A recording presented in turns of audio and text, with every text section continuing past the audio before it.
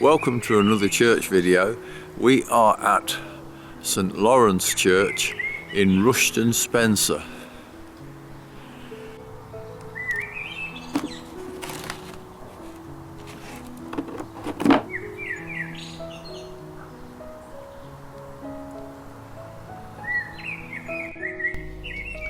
We're going to have a look round the grounds and a look inside the church, and I'll read some information about the church.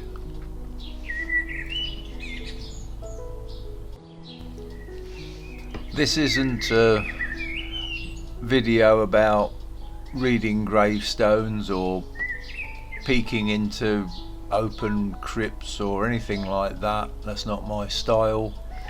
This is just a look around and a bit of information, but we do have a gruesome story to tell at the end of this video.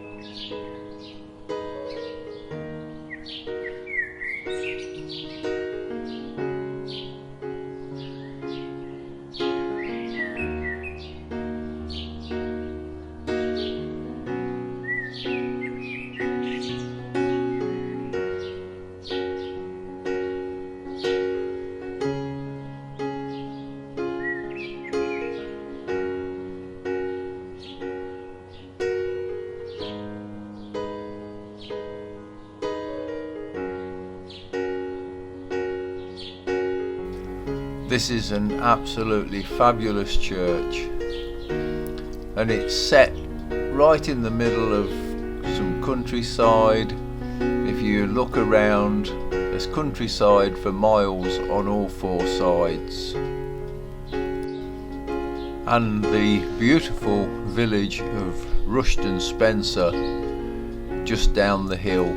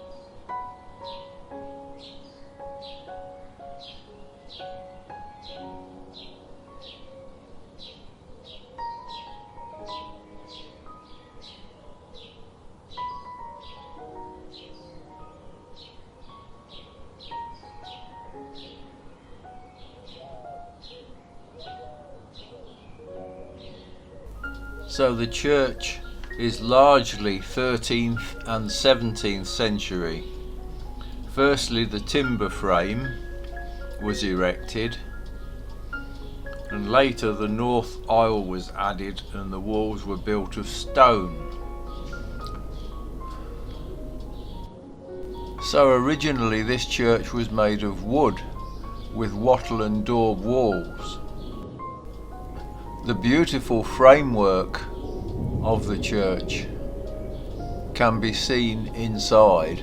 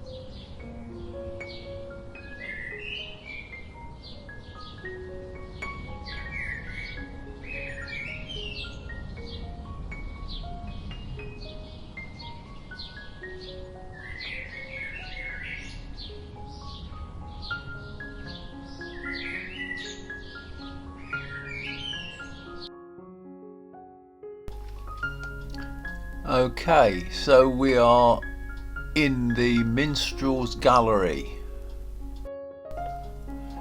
I'm reading information again. The Minstrel's Gallery came about in the early 1700s. Uriah Davenport taught psalmody for many years and was very influential in the church, 60 years. Okay, I've looked it up. Psalmody is the singing of psalms. A lot of churches only sang hymns, but this church sang psalms as well. The Minstrel's Gallery was like a orchestra and choir. Instruments like the bassoon, clarinet, flute and bass violin are mentioned in the records, as is a salary for the singers. If you look at the benches, they carved their initials in the wood, so everyone knew which seat was which.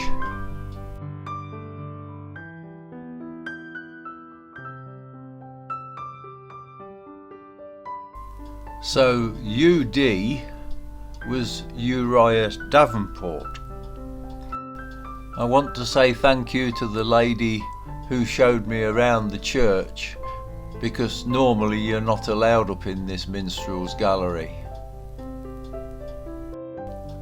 I even saw some initials that could have been mine, but I didn't carve them, they were already there. R.O.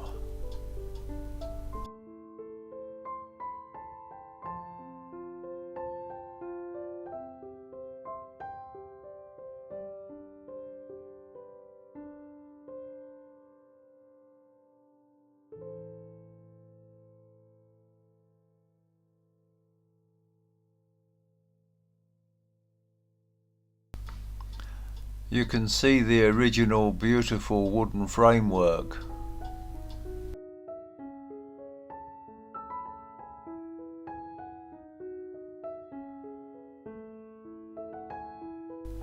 The markings on the font are said to be from men sharpening their arrows.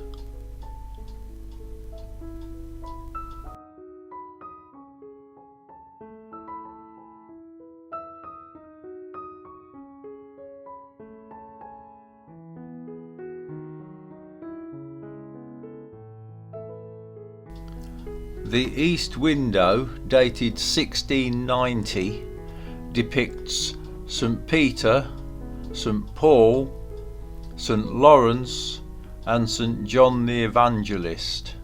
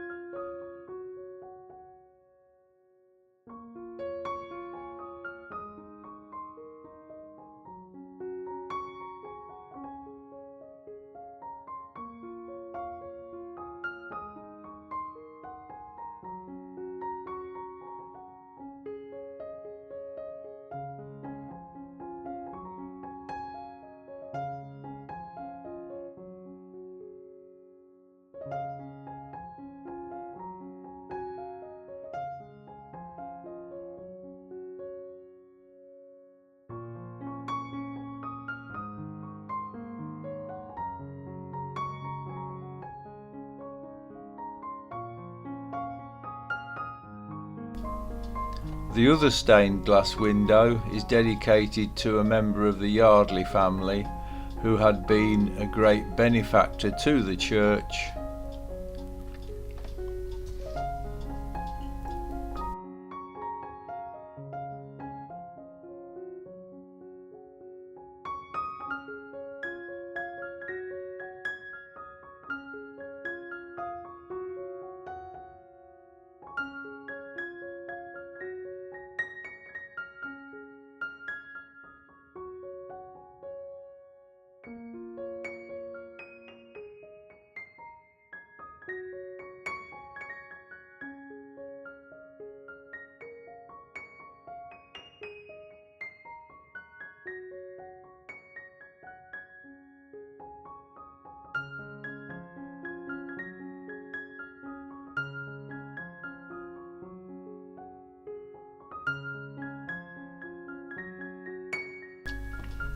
We need to mention the Swithamley pew.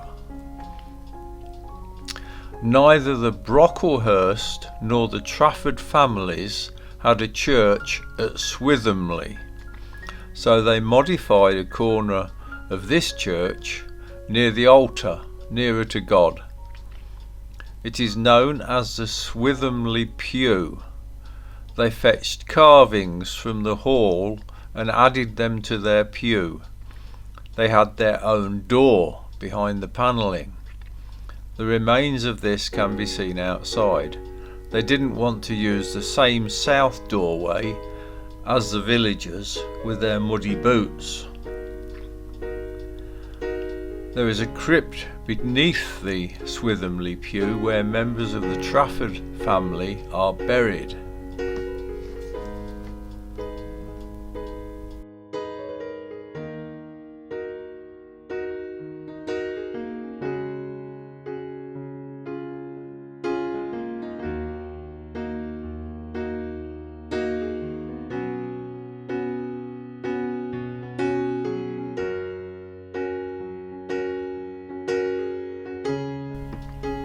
The door to the crypt is now blocked off after some vandals broke in the 1960s. And I'll show you outside where it was blocked off.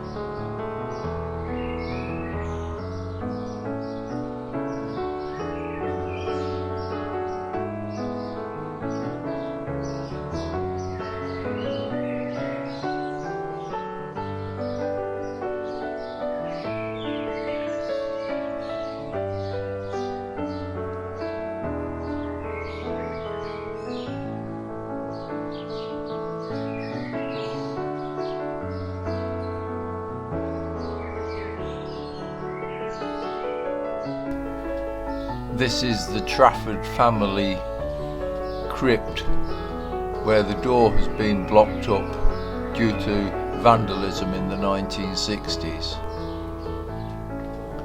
The weather vane was mentioned in 1816.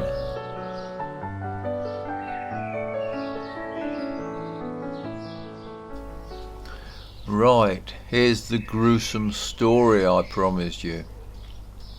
This grave is the opposite way round to all the other graves in the graveyard. So this is Thomas Meakin. Right, so the gravestone says, Thomas, son of Thomas and Mary Meakin, interred July 16, 1781, aged 21 years. As a man falleth before wicked men, so fell I. So the story goes that Thomas liked the apothecary's daughter, but then fell ill, aged 21, and was buried. But was he dead? Well, he was after he was buried, because they didn't dig him up again for a year. So I'll read you the story from the internet. The story of Thomas Meakin starts in the lovely little village of Rushton, Spencer, just north of Rudyard.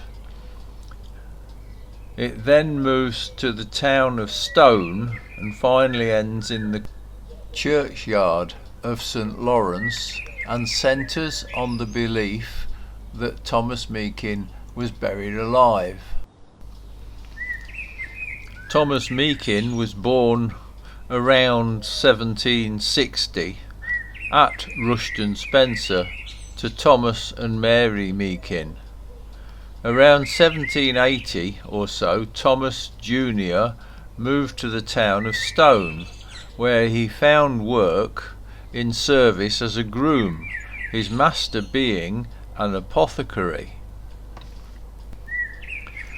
We do know, however, that Thomas was taken seriously ill and sadly died, and was buried in the churchyard of St. Michael's in the town of Stone on the 16th of July 1781. It would have been regarded as simply the sad death of a young man. But then we have the tale of a pony which had been in Thomas's charge, making his way to Thomas's grave and attempting to drag away the earth with his hooves. And this is supposedly to have happened more than once. This naturally caused a lot of talk and suspicions amongst Thomas's friends, and no doubt the people of Stone, which must have continued for some time, as almost to the year of his death his grave was exhumed, and on opening the coffin Thomas's body was found to be face down. So in the unlikely event that he was buried face down, this proves that he turned over in his coffin after he was buried. It was then believed that Thomas had taken or been given a very powerful narcotic, which didn't kill him but gave the appearance of death. His friends and family then had his body taken back to Rushton Spencer for reinterment in the churchyard of St. Lawrence. But perhaps because of the circumstances, he was laid to rest with his feet to the west, as is his gravestone. The parish register at Stone states that Thomas Meakin of Stone was buried July 16th, 1781, and was removed thence and buried at Rushton, Spencer, July 17th, 1782. So the gravestone at the top says Memento Mori, which means be mindful of death, and at the bottom says Bia Thanatos, which means death by violence. So the whole gravestone actually reads Memento Mori, Thomas, son of Thomas and Mary Meakin, interred 16th of July 1781, aged 21 years. As man falleth before wicked men, so fell I, Bia Thanatos. No one was arrested or charged with his murder. I hope you enjoyed this video. If you did, press the like button and subscribe, and thanks for watching.